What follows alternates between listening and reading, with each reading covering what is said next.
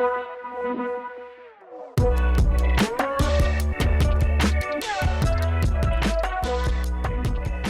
going on, guys? Welcome back to RC Everyday. Some more Trailfinder 2, I don't know what we'll call this, 4 become 3. I've got a bunch of parts. I've made some changes here recently. You've seen me take the new, this was the 85 regular cab chassis, and I used the body on one of my shop trucks because it's pretty and it's shiny and it looks good low with those wheels. Just about done with that build. We need electronics. And last night I was thinking, the chassis that has the new quick release body mounts. So I was like, those would be great on this TF2. I actually do, it's the same chassis basically. Same setup, leaf under axle. That one, I think it has the boom shocks. It's already decked out. That thing is a great driver. It works fantastic, especially as stock as it looks. Love the interior on it. But I want to put those body mounts on it so I can enjoy driving it more without messing up the body. Thinking about doing that, then I was like, I've got that military Blazer body sitting out there, and I set that on here, and we tried to put that on the Boom Racing Zill, and I just didn't love it. I didn't like extending that chassis out, and yeah, I couldn't find the right size tire to fit the idea I had in my head. So I found some tires and wheels that I think I want to use for it, and I was thinking I was going to build off of this one. And then I found this one. This was sitting over here behind my tool cart. This was the one that the Midnight Edition Blazer was on. So the main reason I didn't want to use this because this has Yoda axles, and that has K44s. This already has the Boom Racing shocks. It does have a raw 500 in it.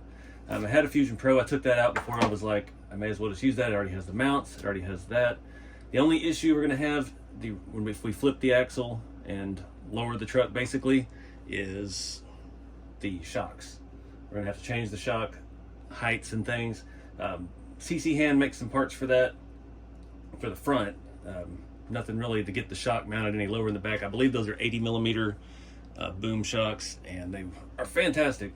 But I think I'm gonna have to switch to 70s, maybe less, I don't know. So we're just gonna play it by ear, trying to figure out what the plan of attack is. Another thing, I needed a cheap 1060 ESC for that truck. We've got one right here with the RTR electronics on the TF2, the newest one. We're gonna have to check out, I've got the Bauhaus skid plate mounted in this truck. We're gonna have to swap that over to that one. We can't use these mounts before the Blazer body. We probably could just space it out away from the truck and make it wide enough, but they're not made for that width. They're made for the Toyota truck width. And I need to actually verify real quick that it will fit this one. So I guess we'll do that real quick, because I forgot I remember the 4Runner was a little bit wider than the Hilux. Oh, this may not even work at all. Well, I can confirm, I don't know about the width wise, but it won't fit. This is made into that edge. Dang it, I don't have another 85, or I don't even have a 4Runner anymore we could put those on. Maybe we will try to adapt it to the Blazer. Guess let me get a Blazer body and see how much spacing it needs. This may be a whole new adventure. All right, so you can see it is a lot wider than the, I guess I don't know what generation Toyotas we're talking about here. These are, we're gonna need to basically space it off from these 4 mounting points. This one's gonna be a challenge because it is screwed and bolted in through our skid plate, through the frame rail, through the skid plate. We're gonna need a very long screw because it looks like we're gonna need at least, where's my caliper? Just had it, there it is. So we need to go, well, let's see. It's about 6 or 7 millimeters. We're a little bit closer to that side, so I think just trying to eyeball. Let's go outside to outside. Anywhere between 6 and 10 millimeter. Yes, we've got some scale hardware that's long. I do need to, we're gonna take this off anyway to get that out. I had to take this all a mess apart to get those in when we just did this truck. And yeah, that's gonna be fun. All right, well, that's a bummer. Can't just swap them over to this truck. The mount does go back past this, and you've got this whole section here where the bed bolts to the cab, being a 2-piece like that. Not sure, I didn't really pay close enough attention on the 85 to see how it does, but there are no screws on the side like these old bodies. So I guess we'll just wait on this one until CC Hand comes out with the one for the Hilux, which they may have already. I probably should check the site. But we'll get this out of the way, and we're just gonna start tearing this thing apart. And we'll rebuild it back on this truck and see how it goes. I'm trying to decide if we should go ahead and do the axle flip first while we have less stuff in the way. It may make it easier actually. So we get some parts, see if what I have to actually do that. All right, guys, I think I got the stuff to do it. These are the CC Hand 12mm leaf under axle flip kit. So this is going to take that one and do the same thing with this, but the key with this is it mounts in there and it gives us a new shock mount even lower. So we should be able to keep those long front shocks on there with no problems, and it'll give us a lot more articulation.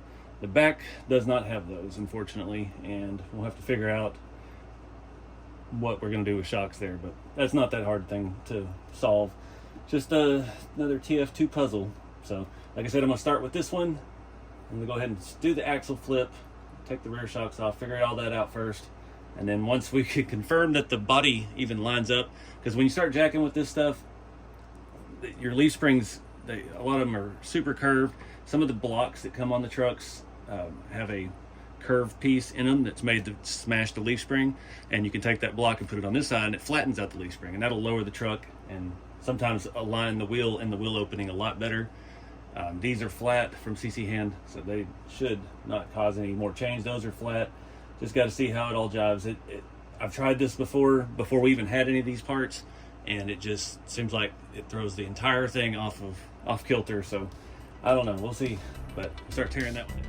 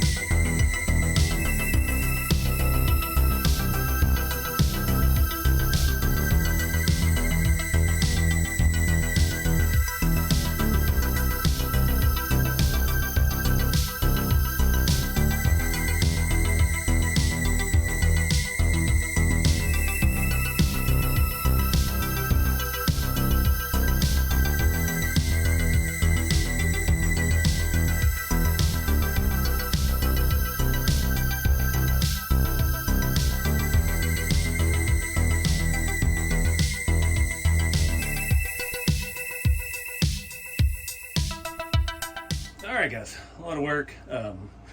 We're only a quarter of the way there. I've got all the center stuff moved, got that messed up thing out of there, the boat anchor. I've got so many of these, it's not even funny. So we are swapping that in from the other truck because I didn't order a new one. I've got the front axle flipped, used the CC Hand brackets. We've got our shocks, the same ones that were on there. This does have the Galan 2 mounts. So we do have, it's taller, and this has already been modified. On that Midnight Edition, I had to shave these down to get them to fit the engine bay on that truck. And yeah, still get our massive amounts of suspension travel. So hopefully ride height somewhere right there. We still got up travel and down travel. What else? I had to take the servo out because it was obviously hitting. That is one of the big challenges with these, is to get the servo raised up high enough. So the CC Hand kit does come with a spacer block here, and I believe you just flip this one upside down, if I remember right. I thought I still had that spacer block. I hope I didn't use it for something else. We'll search for that in a little bit. It does lift the servo up about, I'm gonna say like 8 millimeters or something pretty massive. Our lift blocks are not the same size. I swear I put that somewhere, but anyway, so the front's all jobbing good. We can flip that up as well. That gives us a little more clearance there between the pumpkin and that. The only big issue we're running into now is our drive shaft's going to be hitting. So it's going to limit how low this thing can actually go. But at the same time, I do plan on running a scale tire on this, somewhat scale for a Blazer. So we're going to be limited by our fenders more than anything. Out back, I took the other shock hoops off, the K5s, and I think the Scottsdales do now. Started coming with these, and it's more traditional for a Chevy truck, the shock out here. mounted to a little hoop on the top, but this works out. I don't have to build another set of shocks. I think 70s were still going to be too long anyway. And these boom shocks feel fantastic. So our rear, I had to space them out. I put 6s here, 5s down there. I got some longer scale hardware, but you can see you have to space them out so your block here on your axle doesn't hit the shock body. So we just have a couple millimeters of clearance at full squat, which again, we're probably not going to see that low of compression, but we got it if we need it. So I feel like there was more to say about all this. We got to figure out, I really need to get the other thing apart, get our transfer case. I'm probably just going to swap that whole thing. Well, pretty much you got to take the transfer case out to get to the screws because they go in from the inside. So yay. I'm not sure if these drive shafts will work. They may, I think they're a little bit longer than what's on that truck, so we may just swap that all over. Again, the Toyotas and the Blazer are the same wheelbase. They're the standard Trailfinder 2 chassis. I know there's a lot of confusion, especially with people new to RC. A Trailfinder 2 long wheelbase is a short bed Scottsdale and an extended cab Toyota. People think long bed, short bed. It's not that. It's just the frame length, the wheelbase.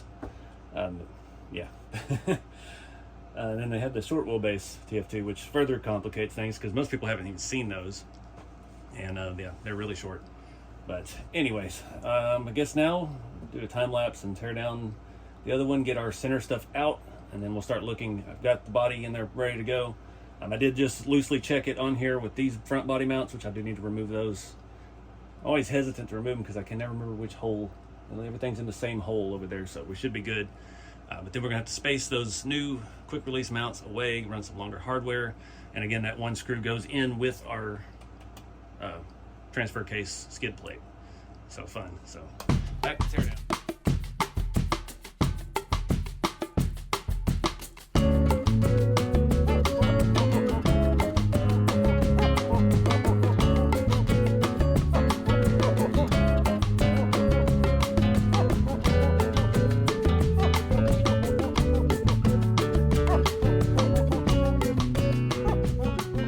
Guys, I've got it kind of mocked up. I can't get it perfectly centered until we get it actually done. So I'm just going to measure our gap on this side. I can't do it one-handed. And it's right at 10 millimeter. Our gap on this side is right at 5. So 15, perfect. We split it with an odd number. So 7.5-ish millimeters of spacing. So I don't have a 7 millimeter spacer. I got 6 and an 8. I don't even think I have an 8. I have 6 and 9. I don't make an 8 millimeter spacer for some reason. So I'm trying to see if we should favor on the small side here, if this has any play in it. Pull it towards the frame. And it's about 9. Down in there past where my caliper is messed up. Come on.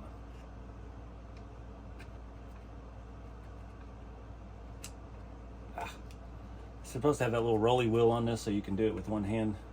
Really need to get me a new one of these. I'm gonna pull it. Still getting 5 over there, so 14. So 7 again, odd number. Let me mix and match some stuff. The hard part is, again, we've got to drill or put a screw in this way on that with a nut through our transfer case mount. This one we just have to go in. That's why I went ahead and removed that. You see me, I've got this massive extension on my drill so we can get it at as close an angle as possible. Hopefully not strip out the hardware. That's the big thing with this. So I'm gonna have to go, obviously the screws that came out of the front were probably what, 16, 15, 16, 18 millimeters, somewhere in there. And we got to add 6 to that to really get a hold on that. You don't want to have these just barely in our mounts. Obviously we need the support because it's holding all the weight of the body as you're rolling it down a hill climbing. So all right, let me do some mathing.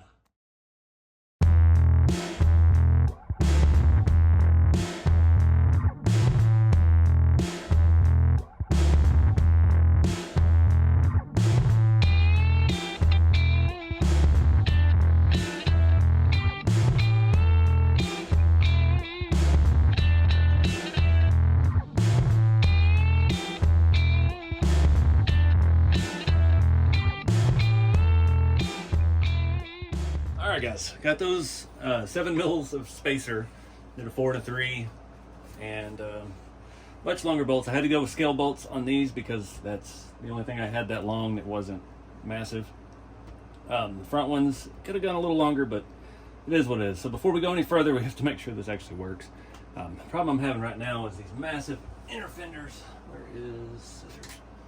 See, I've already trimmed them up some. I'm having a lot of issues with them catching in the front. This was the Midnight Edition, and things were different on it. That Scale Department Edition truck, I think they trimmed them on these.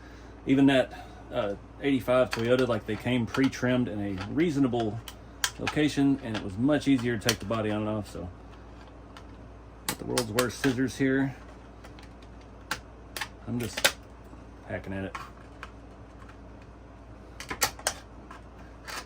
This was hanging me up earlier trying to get these tests fit. I'm gonna get all this stuff out so I don't step on it. All right, where's my body?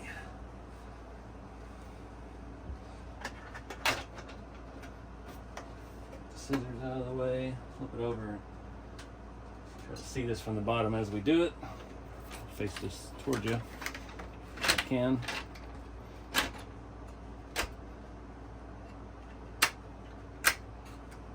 Boom. Perfect. All right. It worked. Sweet. So now we got our other skid plate on, got our mounts in. All that's left is to throw the rest of it back together, and then we got to figure out our front spacing of the servo. We may have to flip that rear mount upside down, and I've got to go look for that block. I know I've seen it recently. I'll probably see you guys in an hour, and I'll give up, and then I'll find it tomorrow. All right, guys, gotta get a little custom here. I have 2 of those kits. I have both of them, the 9 and a 12 millimeter drop, I think is the 2 options. They come with a front spacer that goes there, it should stay up there, and they come with a new back bar that's straight, and it has one of these on it. So I can't find any of those. I found one, and it's on the working man truck, and it's in use. And I have this one, and I cannot find the big piece, so I had one that was already cut, bought a butchered up TF2 long ago, and somebody had put this in upside down, I think it was one that had the motor flip, and you have to cut this in half. So I have a drawer full of these, actually. We can't just flip that bracket upside down because then it prevents our motor from fitting into everything. So it's just gonna hold the servo, and again, this isn't a comp rig or anything, so we're just gonna cut this off. We gotta put a nut on that side because that does hold our shock tower on. And then we'll just bolt this side on like normal with some Loctite.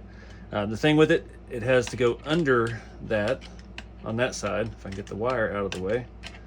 And then we'll use this CC hand block right there, and that puts it perfectly level. And that also gets all that stuff out of the way of our axle. So pretty much the only thing that's gonna contact is gonna be our diff on the transmission. Well, not the transmission, drive shaft on the transmission. So that'll be our only limiting factor. So I've got to find some long hardware. I'm gonna go ahead and chop this down real quick. Try to paint up the end if I can find any of my paint pins. I'm just gonna cut it right there at the little notch where the servo part ends, and then it just has that. And throw a lock nut in that side. I guess I could do that real quick. That's really all we need right there. Drive that in. That hole is not threaded because it's made for that bracket. I think this will hold the nut in place in there too if we...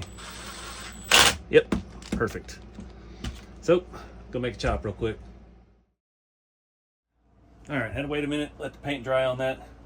Just cut it down, made my little end look decent. I'm just gonna bolt that in upside down. I think that should be all right. Let me double check real quick, make sure it's still gonna line up. Yeah, we're still good. For some reason I was thinking that little notch out, but those servos have enough space in them. I've already put some Loctite on this, so you just gotta bolt it in. Guess it helps so you get a long enough screw. Put Loctite on. All right, do it again. Now the hard part is gonna be finding screws long enough for the, oh, come on. For the servo to go down into all that. Because this one's, they got to go all the way through into the stock bracket. At the time I got that TF2 that was already cut, I really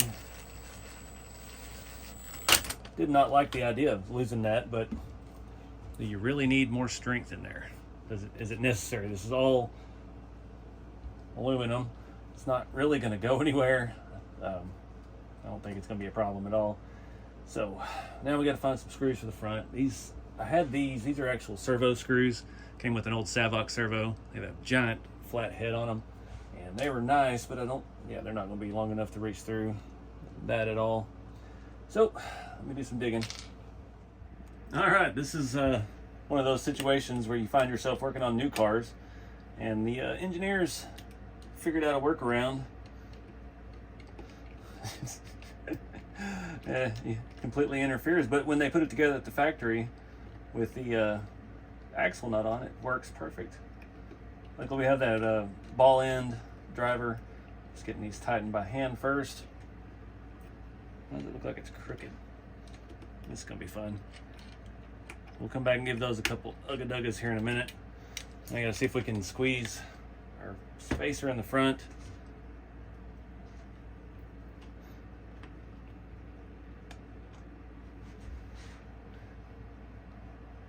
Perfect. All right, and I never did go find longer screws. I'm gonna go ahead and Loctite these. These should work. Put that, make sure I put the servo in the right way. In there. That's the good thing about doing like I'm doing. I've got this truck's all torn apart. I've got all the hardware laid out kind of in order, at least the order that it came off. So now everything's out in the open, and I know what sizes I got, so I can grab what I need. Probably should put some washers on those, but I like to party. It's gonna be good enough. All right, let's see if we can tighten those bottom ones up at all. I think I can get that one pretty good. Yep, it's pretty tight. All right, I gotta go find a servo horn because I left the fancy reef one on the Raw 500. I don't know what I'm gonna do with that servo right now. I've kind of been thinking about maybe getting me a Vanquish Platt chassis again. I don't know, every time I get one, I just end up selling it after I build it because I don't really do that kind of crawling. But there's all these 3D printed bodies out now. Jersey Scaler has one that the guy that makes the Toyota cabs with the full floors and the firewalls and everything. Really awesome looking stuff, and he's made it fit the Vanquish stuff. So now it's got me thinking, well, maybe I should dabble in that a little bit more. If we put the servo horn there, we need a short servo horn, so let me go through my bins. All right, found a stock RC 4-drive servo horn, and I cut the end off of it, painted it up. So I'm gonna go ahead and bolt that to it first because, well, it's gonna be right under the edge of the pumpkin. And I think that angle there is gonna get us pretty good. So find a screw the right size. These are all too long, no, too short. Of course, the one I need. Through all the bins. I could use one of those actually. Put a little Loctite on it. Use one of the servo screws. Those are threaded, so you definitely want to use some Loctite there. Make sure it doesn't stick through too far. Oh, perfectly flush. Awesome. So I'm just going to eyeball our track. Make sure it's centered. This down. Where's the screw I had for that? Oh, come on. I just had one out. Did that one work?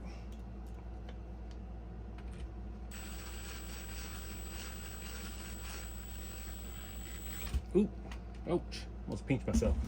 So I don't like to put Loctite on the actual servo spline. So, see, it gets in the way just a little bit, but there's really not a way around it. If we flip it around, it's still gonna be in the way, and it's not gonna move. At least with this way, it can move some. When it's turned, it's out of the way. I don't know, I wish it was lower. Don't think we can really lift the servo any higher on this though. All right, I'm gonna try something new. I'm gonna drill and tap my own hole and cut this thing off. So I've got my punch. I'm gonna put it right at the end of the T. And my punch is failing. I do have a new thing to try for this. Somebody in the comments a couple videos ago recommended these. These are drill taps. So it actually has the right size drill and the tap made into it. It's like a set of 5. They're on Amazon. I think I put those in the Amazon store and the tools that I use. So we'll give that a shot. I'm gonna drill and tap this. I gotta go clamp this in a vise and do it semi-professionally. We'll see how it goes. All right, let that cool down. It's not the prettiest thing in the world. I know I have some shorter ones somewhere. I may have used them over the years. I don't know. But this will work. That drill tap worked fantastic, by the way. Shout out to whoever it was, I can't remember, that suggested that in the comments a long time ago, because that is fantastic. You drill, and it gets to that point, and then it bites with those things, and it just rips right through. It comes in a set of 5. They're on Amazon. I think it was like 15 bucks. So really good bang for the buck there. Go ahead and do this. This thing's burning hot.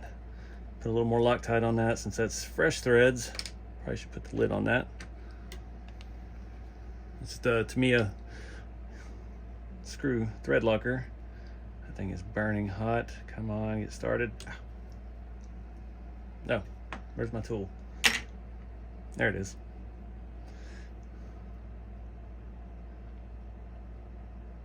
I love finding stuff like that. I appreciate that that tip. There we go. That made a way better thread than my other traditional tap and die set did. That feels freaking awesome. So now we'll eyeball it, get our stuff centered. I was a little off center with the hole, so it is what it is. Come on. That should, oh yeah, not even on there. We'll be good. There we go. And so it's not going to give us as much throw, but we don't really need that with a leaf spring truck. So we're going to have plenty of range of motion. So we'll make sure it clears our mount on that side, and we're all good. All right. So I got to get the middle back together, get our transfer case in. I'm going to go with the transfer case out of the new truck. It's there. It's already got the drive shaft ends on it. And I was going to steal the drive shafts from the new truck because they're a little bit shorter, and one of the screws is already stripped out on it. I didn't do it. It came that way, so it's just the way it is. Little tiny stuff. Am I missing one of these? Anyway, and we're going to steal the battery tray, electronics tray off of that new truck as well, because I robbed the one off of this one for another one a couple months ago. So yeah, let's get to the time lapse.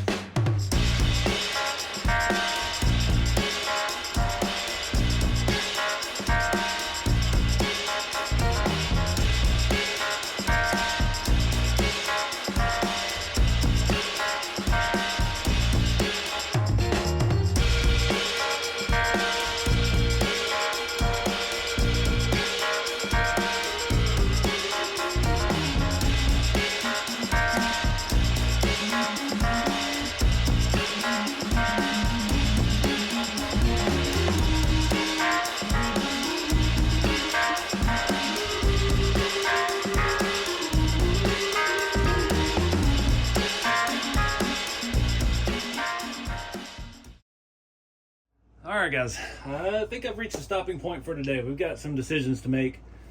One, I'm not hating the white wheels with the camo. I know it's not appropriate. They would have had black, or most people did the army green after the fact. I think factory, for the military, the CUCV, they were black.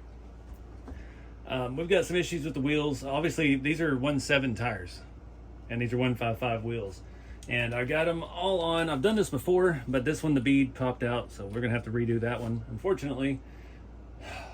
Happy with the ride height. I've got everything back together. We just have the one big glaring issue, and I forgot all about this. That drive shaft's just straight up sitting on the transmission. So back on the working man truck, on the green utility bed, we did the same thing. We did the leaf under kit when they first came out. And yeah, realized this was not going to work at all. We've got plenty of room with our steering servo. We got plenty of shock travel up and down. We got the back all worked out. The back will be fine, but that's not going to jive. I mean, You can see where we're pivoting at. We're pivoting at this point. The drive shaft does not move. So RC four-wheel drive does make a left-hand pumpkin. I know it's not accurate to the Chevy, but it's accurate for the TF2 to make it work. And that's what we did on the working man truck. So that'll move everything over and give us a lot more clearance. It is what it is. I ordered one, paid for faster shipping. Ouch. But we'll see how fast it actually gets here. We don't leave the motor and stuff out until then, just because I'm ready to go eat some lunch and call it a video. But these are RC4 Drive 155 Yoda Steelies. They're 6-lug, just plain steel wheels. Same ones that I have on the 82 Toyota and the BFGs that came off of the red truck. These were the ones that actually the fella that sent me the air dam sent me these. And they've never even been driven on. Mine got driven on once back there, stacked up, and they don't look quite as good. But I like the way this looks, at least with the mock-up. So now the moment of truth, let's put the body on and see if this actually even lines up, or we've completely messed up our wheelbase, or these body mounts, or something that we've changed. So we're gonna have to trim more off of this. Got something else over there to show you here in a minute. There we go. So how does it sit? So far not straight. There we go. Lock in the body post. Maybe. Boom. All right. So our body mounts work. The wheelbase is perfect. Perfect. It looks like that one's a little back on the camera, but it's just the angle. We don't have any front suspension, so we can't really flex it. Once we get off the drive shaft, it will squat just a little more. Actually set at a really good height. So here's my thought process behind the white wheels, because I tried to build this a while back, like we mentioned, on the Boom Racing chassis, and I just wasn't feeling it. I've made the black wheels, actually these right here. I'll show you that real quick. Reversed them, tried all kinds of stuff. I actually have the hubs on here for this truck. So we've got our traditional 12-bolt floater rear and our front. I'm gonna leave them on here for now. These tires were just too small and it wasn't looking good. That chassis is a completely different animal. So I think this chassis is gonna work out much, much better. We got pretty good flex we got 2 leads per corner. We don't have a motor, we don't have a battery, we don't have ESC or receiver. I think this is gonna work out really well once we get our front fixed. So yeah, before I wrap up the video, I did want to show you this. I got the new RC four-wheel drive Blazer rear seat. It's not, I don't know, it feels bulbous, feels very round. It does have little ashtrays on the armrest. The armrests do unbolt, as does the seat back, so you could wrap it or paint it. I'm not sure what we're going to do yet, but I did, let's give you the part number for that, ZB0040. My idea with this is not military. This is like the third owner. The guy's using it for around the farm or deer lease. Threw on some BFGs, some white wheels he had off of his other Chevy truck. I don't know. Just having fun with it. So I don't know. The proportions and stuff look good. The tire size is good. We might have to play with our wheel hexes if we can get just a little bit wider stance. I'll show you in the front here. Just tucking just a little too much. If we could add a couple millimeters to that, it might make it look completely different. But right now we're stuck waiting on that axle to come in. And yeah, we'll do that in part 2 of the CUCV military build. Thinking maybe, since we're gonna go with this theme, the back seat, maybe like tan or blue or red or something just doesn't fit the truck at all, but like they just threw it in to have a back seat for the grandkids or something. Also not sold on this front bumper. If you remember back a couple months ago, I printed this. I could not find one that I actually really liked. This is the Traxxas bumper that we put on here. So it's form fitted, melted to fit around the truck, but this is 3D printed and it just doesn't fit as well as I'd like. So we may just take that off, and we're just rolling with our own theme with this thing. So we need some off-road lights, and be kind of cool to do like a homemade weird old man style roof rack. But that's gonna wrap it up. Appreciate you guys watching another Trailfinder 2 tech video, I guess we'll call it. And yeah, see y'all in the next one. Keep it scale.